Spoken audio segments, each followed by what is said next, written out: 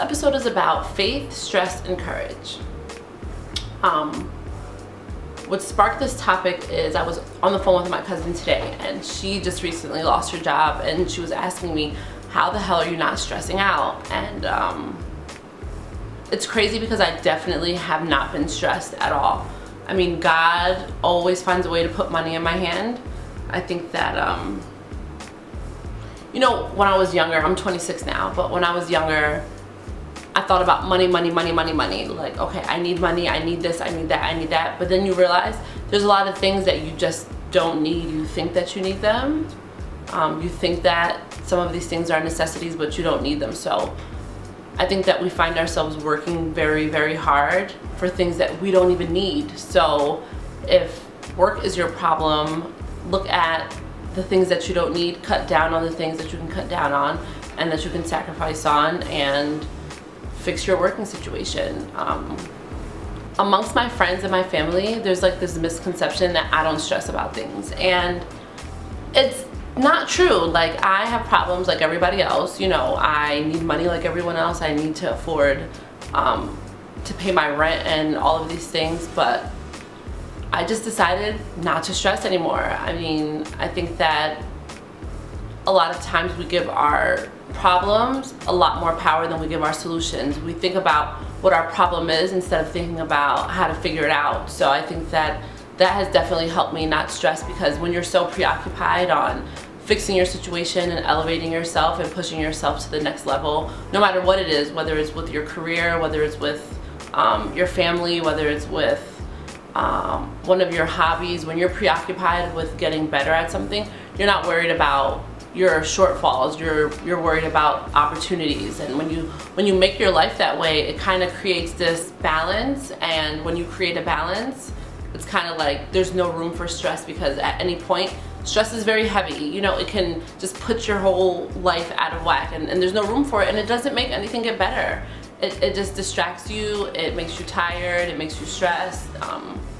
Well, I guess that's a little redundant. Of course, stress stresses you, but there's no room for it in my life, and I won't allow it. Stress is the devil. Stress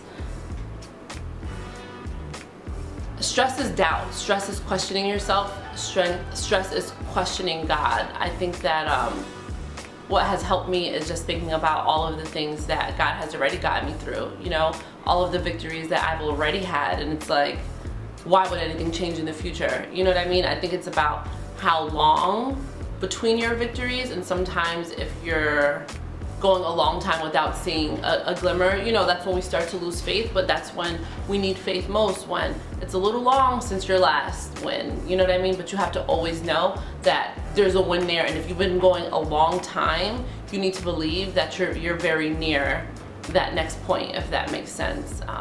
Something that I'm still figuring out is how to give yourself credit. I think that it's a department that I'm currently lacking in, but I'm working at it. You know, sometimes I can get very preoccupied in the solutions and very like in a rut. I'm here, I'm there, I'm doing this, I'm doing that. What's the next thing that I can do? But I found that if you don't give yourself credit, like, you have to think of yourself as, and I know there's something Freud, what it is and all these things. I know this is how I think about consciousness. I think that there's you, and then there's self.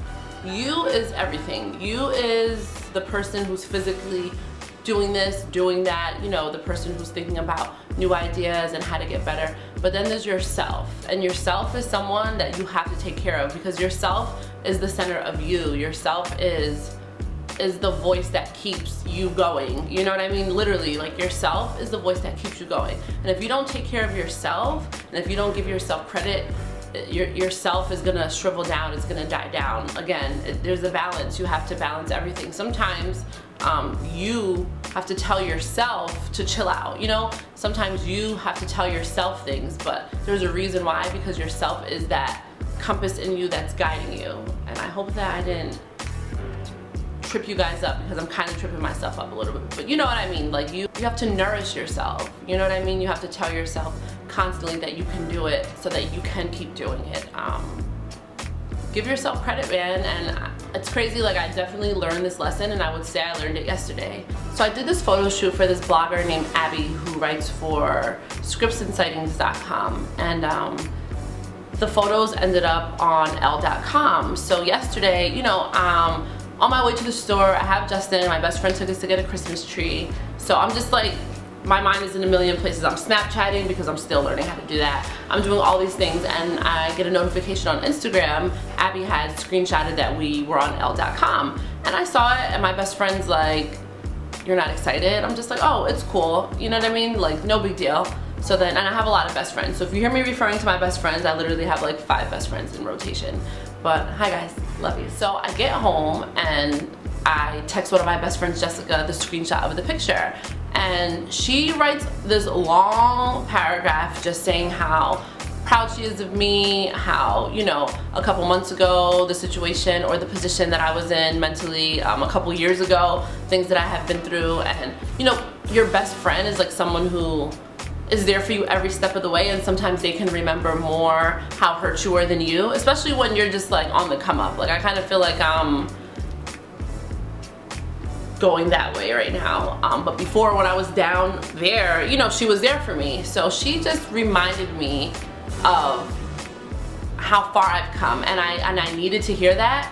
And I could not stop crying. Like I bawled, and then I started sending it to my other friends. I sent it to my mom, and everyone told me how proud they were of me, and I was really happy about that. But later on that night, I sat and I thought about, why wasn't I happy for myself? You know what I mean? Why didn't that initially, when only I knew about it, make me feel like, wow, Chris, like you've made it? And when I say you've made it, I don't mean that I've made it to where I want to be. I mean like I've made it out of the hole that I was once in. You know what I mean? Like I've made it out and I'm here. You know, the sun is shining and I'm here.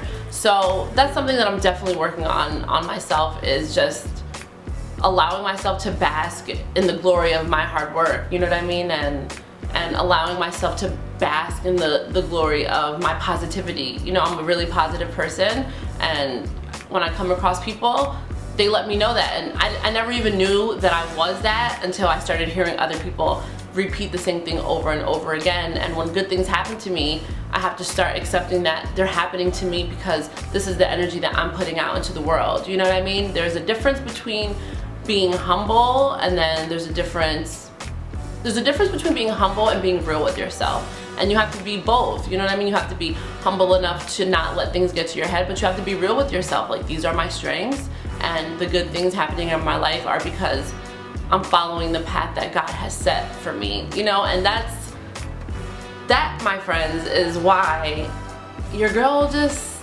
doesn't stress. And I'm not superhuman, you know what I mean? I'm not cocky, I don't have superpowers, but if I would say I had a superpower, I would say that my superpower is optimism. Like, no matter how low I've been, and maybe one day we can get into all of those things, but no matter how low I've been, some way, somehow, and when I say some way, somehow, like I know that it's God, but at the time you're just looking for an out, you're looking for a little glimmer of light, and I've always found that glimmer of light, and that's what I'm trying to share with you guys. So, no stressing, keep your faith. You know, it takes courage. Sometimes courage is when you're telling yourself to, listen, self, don't cower down, don't back down, don't doubt yourself, don't question yourself.